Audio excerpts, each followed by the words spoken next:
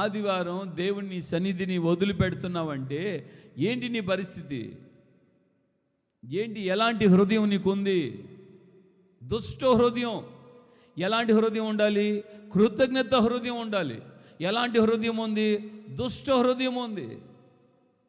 కృతజ్ఞత ఉన్న వ్యక్తి అయితే ఆదివారం 5 గంటలకైనా లేస్తాడు. కనీసం 5 గంటలకు లేచి అన్ని పనులు చక్కబెట్టుకొని 9 గంటల ప్రార్థన, 9:30 కంటే 9 గంటలకంతా వచ్చేస్తాడు.